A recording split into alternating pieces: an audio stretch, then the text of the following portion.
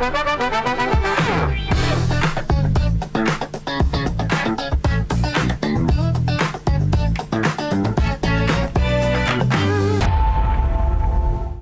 балалар оқылық деп қазақ баласын білімге шақырған ұлы тұлға ұлттың мәңгі жадында. Қайырлы күн құрметті көрермен. Эфирде Open Talk бағдарламасы.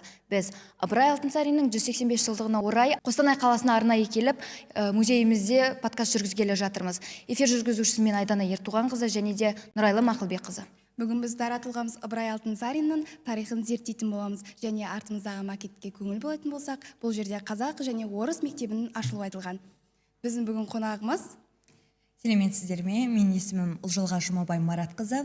Мен қазіргі таңда Мұхтар Әуезов атындағы 1-ші курс студентімін. Менің мамандығым режиссер. Және де мен қазір таңда блогер, Instagram желісінде белсенді жүргіземін. Қош келдіңіз. Танысқанымызға өте қатты қуаныштымыз. Біз сізге алғашқы сұрағымызды бастайтын болсақ, Ыбырай Алтынсарин жалпы бүгін өмір сүрсе, сіздің ойыңызша TikTok аккаунт ашар ма еді? Және де қандай контент жүргізер еді? Ыбырай Алтынсарин менің ойымша TikTok ашар еді. Себебі көңіл көтеру үшін емес, дидактикалық тұрғыда құрал ретінде пайдаланылатын еді. Мысалы ретінде контенттері бізде 1 минуттық білім, ғылым, және де атаның мұрасы, және де пайдалы челлендждер. Мысалы, кітап оқу сияқты. Сонымен қатар, және де контенттердің деңгейі бізде 3 түрлі болатын еді. Және де ол беткі, орта, тереңдетілген. Беткі бізде эстетикалық, және де эстетикалық тұрғыда, сонымен қатар челлендждер, немесе челлендждер жатады. Мысалы, оған кітап оқып жатып, домбыра тартқан қыздар, немесе жігіт, сонымен қатар, ал ортада бізде мини лекциялар. Ал тереңдетілген түрде логикалық жауаптар. Оған мысалы көптеген сұрақ қойып, оны қалай жауап берсек болады деген сияқты. Қоса кетсеңіз, Ыбырай Алтынсарин қазіргі жастарымызға кітап оқы дейді ғой. Бүгінгі күнгі қысқа видеолар дәуірінде білімді алып қосарыңыз қалай болады? Мысалы үшін насихаттау дейді ғой, соны айта кетсеңіз. Я видео контентті жүргізе ғана қоймай, сонымен қатар оны ұйымдастыра да білу қажет. Мен өзімнің ойымша контентте мысалы кітаптан үзінді сериясы. Бізде қызықты шығармалардан алып, олардан 3 сөйлемді алып, жастарға жалғастыру керек. Сол арқылы жастар сол шығарманы оқып, кітапқа қызығып, қызығушылығы арта біледі. Соған қарай білімде арта біледі деп ойлаймын. Енді қазір біздің әңгімеміз контент жайлы болып жатыр ғой. Сіз қалай ойлайсыз? Кел балалар оқылық деген ұран бізде қазіргі жастарға қандай форматта жеткізілуі керек? Кел балалар оқылық бізде бұл жерде мысалы өлең шумағынан алатын болсақ, кел балалар оқылық, оқысаңыз көңілге ықылас пен тоқылық, оқысаңыз балалар шамнан шырақ жағылар, тілегеннің алдынан іздемейік табылар. Бұл өлең шумақтарында бізде Ресей империясының отарлау кезінде қазақ даласында білімсіздік деген кең таралған. Сол арқылы бізде жастарға білімді сусындату және де ғылым мен білімді тереңдетіп оқыту арқылы бұл өлең шумақтарын жазған болатын. Және де білімді адам қараңғылықтан шығып мақсатқа жетеді дейді. Сол арқылы өлең шумақтарында мысалы іздемейік табылар бізде білімді адам табысты да, мақсатты да іздемейік оңай жолда табылады. Сондықтан білімге көп назар аудару керек. Білімді адам еш жерде қалып қалмайды. Енді сіз және де бұл толығырақ айтатын болсам, кел балалар оқылық қазіргі жастарға бізде көптеген форматта ұсынсақ болады. Мысалы ретінде кел балалар оқылықта реп форматта айтсақ болады, немесе жастарға талабына сай. Сонымен қатар бейне, әуен ретінде және де мысалы подкасттар ретінде мысалы Абайдың тағылымы сияқты подкасттарды 5-10 минуттық қылып жасақ болады. Және де Instagram, TikTok желілерінде ғылыми және де білім арқылы видеоларды кішігірім қысқа тұрғыда салып жарияласа болады деп ойлаймын. Адамның көздеріне ерекше түсу үшін. Біз және байқап жатырмыз, сіз интернет желісінде өте белсендісіз. Сізге қойғым келіп тұрған қызықты сұрақ, қазіргі таңда интернет желісінде танымал болған немесе ақылды болған тиімдірек пе? Біздің ұстазымыз қалай соны айтар еді? Ұстазымыздың атынан жауап берсеңіз. Қазіргі жастарға мен өзімнің ойымша пайдалы болғаннан танымал болған дұрысырақ деп ойладым. Себебі қазіргі видеолар, мысалы Instagram, интернет желілерінде бізде көбінесе пайдалы ақпараттардан қарағанда көңіл көтеру жағынан көп көрермендер жиналады. Ал біз Ыбырай Алтынсарин айтқандай, ол көбінесе пайдалы жағын таңдайтын еді. Себебі өзінің өмірлік шығармаларында, өмір баяндары бізде дәлел. Және де ол өз заманында атақты ақын болғаннан қарағанда ұстаз болғанды құптаған. Және де білімге, еңбекшілікке, еңбекті болуға, ерінбеуге, талапты болуға үйреткен. Енді сіз дәл қазір осылай пайдалы болу жағын таңдайды деп айтып жатырсыз ғой. Жалпы Ыбырай Алтынсарин бізде өзінің заманында мектеп ашып, халықты тәрбиелеген, ұлтты тәрбиелеген тәрбиеші болып саналады. Ал қазіргі таңда біз солай блогерлерді халықты тәрбиелеуші деп қабылдай аламыз ба? Бірақ толық емес. Себебі блогерлердің, менде блог жүргіземін, әр блогта өзінің контенттері болады, өзінің форматтары болады. Мысалы ретінде ғылыми тұрғыда немесе психологиялық, немесе көңіл көтеру жағынан, билеу, және де сол сияқты екі форматтар көп. Оның пайдалысы бар, зияны бар, керек еместері де бар. Өзіне керектігін алуды құптаймын. Мысалы ретінде, бізде блогер бар ғой, Әлия Ашимов, ол жерде кітапты оқу жайында айтылады. Кітапқа қызығушылық жайында. Мысалы, ол Абай Құнанбаевтың жолдарын түсіндіреді. Кітапқа қызығушылықты арттырады. Сол сияқты көбінесе пайдалы жағынан түсірген, және де жастарға ол пайдалы болады. Сонымен қатар. Келесі сұраққа көшсек, біздің ұстазымыздың таза бұлақтағы деген шығармасы бар. Таза су сияқты бүгінгі жастардың санасына таза ұстап қалу үшін не қажет деп ойлайсыз? Өзіңіздің ойыңызды қоса кетсеңіз осы. Алтынсарин таза бұлақ әңгімесінде адамның санасы бұлақтай таза болсын деген. Бұл жерде адам санасы таза болу үшін біз жаман ойлардан, жаман әдеттерден сақтануымыз қажет, жаман нәрсе ойламауымыз қажет, және де жаман ақпараттар қабылдамау керек. Және де кітапқа көп ізденіс беру керек, жақсы ақпараттар болу керек, позитивный болу керек деп айтады ғой. Сондай болу керек деп ойлаймын. Сол кезде адамның санасы таза бұлақ секілді және де пәк болады деп ойлаймын. Сіз айта кеттіңіз ғой, мен өзімнің парақшамды көңілдірек қылып жүргіземін деп. Алдағы уақытта өзіңіз ғылым білімге салыстырмалы түрде өзіңіз парақшаңызды солай қосып жүргізсеңіз қалай болады? Дұрыс айтасыз. Алдағы уақытта өзімді жаңа қырларынан көрсеткім келеді.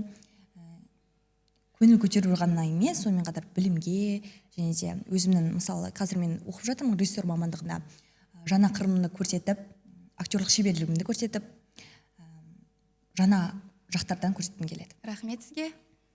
Рахмет. Бізбен бірге болғаныңыз үшін үлкен рахмет. Оқырмандарыңыз көп болсын, және де біліміңіз арта берсін деп ізгі ниетімізді білдіргіміз келеді. сізге көп рахмет. Сізді бұл жерде тағы да күтеміз. Біздің енді келесі ортаға шақыратын қонағымыз есімі Рауан Нұрматұлы.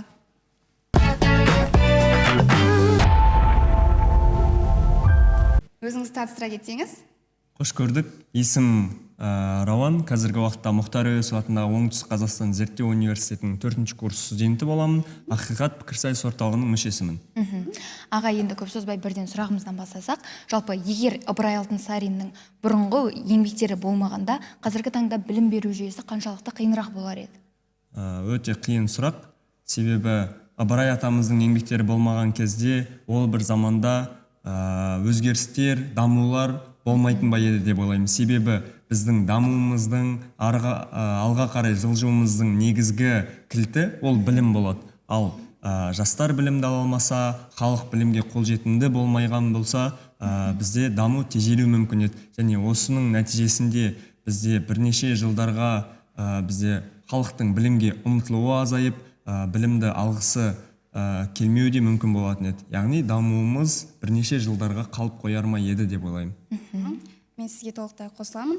Және де ұстазымыздың «Кел балалар оқылық» атты үндеуі бар ғой.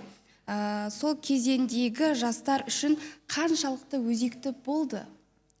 Өзектілігі мынада деп ойлаймын. Себебі ол кезеңдерде бізде білімге деген талпыныс өте қатты жоғары болды деп айта алмаймыз. Білімді кейбір адамдар өз сенімінен айырады деп те ойлады, ал кейбір адамдар білімді алуға қолжетімділігі төмен болды. Және осы бір кезеңдерде балалардың оқуға мотивациясын ашу үшін осы бір «Кел балалар оқылық» атты шығармасы өте қатты әсер етті. Осының нәтижесінде балалар білім алуға ұмтылып, және барлығы да қолжетімді білімді алуға ұмтылған болатын. Және осы үшін балалардың мотивациясы үшін қажет болды деп ойлаймын. Өте керемет жауап бердіңіз. Енді бір сұрақ қойсам, жалпы бір адамның идеясы бір ұлтты өзгертуі мүмкін бе? Әрине, кез келген өзгеріс, кез келген үлкен өзгеріс бізде бір ғана кішігірім идеядан пайда болады.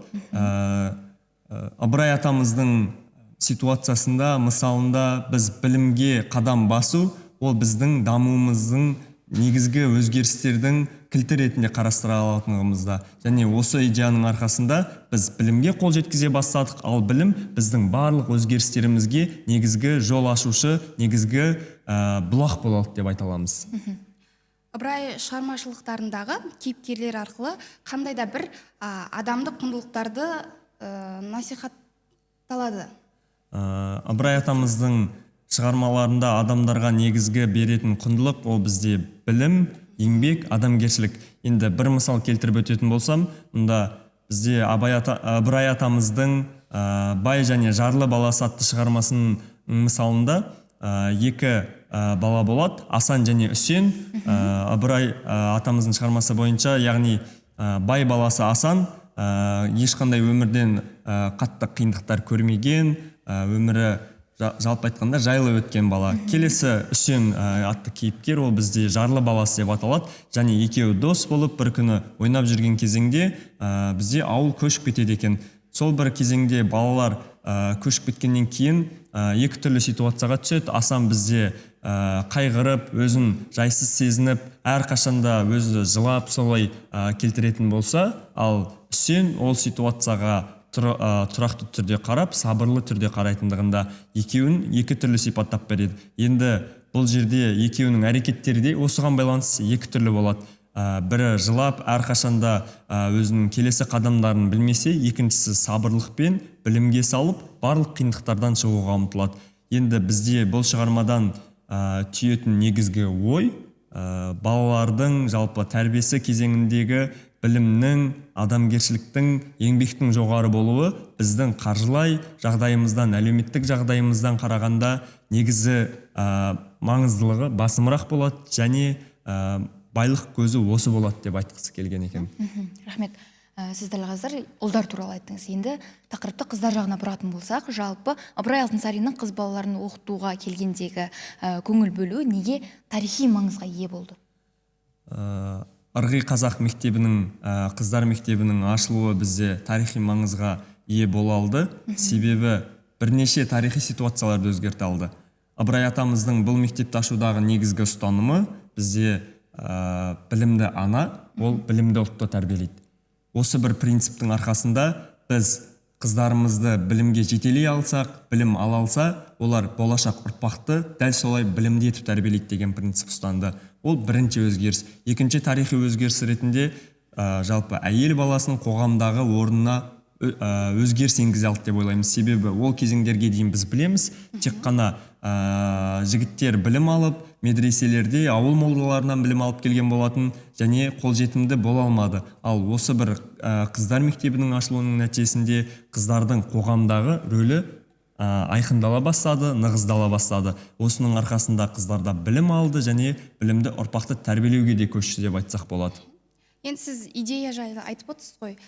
Бұл жерде Ыбырай Алтынсарин мен Абай Құнанбайұлының идеялары қандай ұқсастары мен және айырмашылықтары бар? Соларды айта кетсеңіз. Екі тау тұлға екі түрлі идеяны ұстанды, бірақ негізгі жеткісі келетін мақсаттары бір болды деп ойлаймын. Негізгі ұқсастықтары бізде қазақ қоғамын алға жетелеу, қазақ қоғамын дамыту, оларды сауаттандыру мақсаттарында жұмыс жасағысы келді. Ал енді негізгі айырмашылықтары менің ойымша Ыбырай атамыз білім бағытында көбірек жұмыс жасады, халықты білім нәрімен сусындандыру үшін негізгі мақсат ретінде қойды. Ал Абай атамыздың негізгі идеялары философиялық, рухани, тұлғалық даму мақсаттарында жұмыс жасады. Біз оны өздерінің негізгі шығармаларынан да көре аламыз. Яғни ең алдымен Ыбырай атамыздың негізгі еске түсетін шығармасы Кел балалар оқылық болса, ал Абай атамыздың негізгі еңбектерінде қара сөздерін көреміз. Сол қара сөздердің ішінде ақыл, қайрат, жүректі бірге ұста деген сияқты сөздерінен қарайтын болсақ, екі түрлі бағыт ұстанды. Негізгі мақсат бір. Идеялардың негізгі тоғысатын нүктесі бізде Ыбырай атамыз білімді беруге ұмтылса, ал Абай атамыз сол алған білімді осы қоғамға пайдалы етуге тырысу болды. Енді бір сөйлеммен алғанда Ыбырай Алтынсариннің қазақ халқына берген ең үлкен аманаты қандай? Бір сөйлеммен қорытындылау өте қиын секілді, бірақ Ыбырай атамыздың аманаты ретінде білімді алып қараймыз. Қазіргі уақыттағы біздің барлық жыр дастандарымызды жинап, барлық еңбектерімізді осы уақытқа дейінгі әдебиеттегі еңбектерді жинап, осылай бір том ретінде жазуы біздегі білімді орталықтандыру деп айтсақ болады менің ойымша. Ең үлкен аманат осылай. Және де Ыбырай ұстазымыздың әдеби мұрасы қазақ балалар әдебиетінің дамуы қалай әсер етті көпшілікке?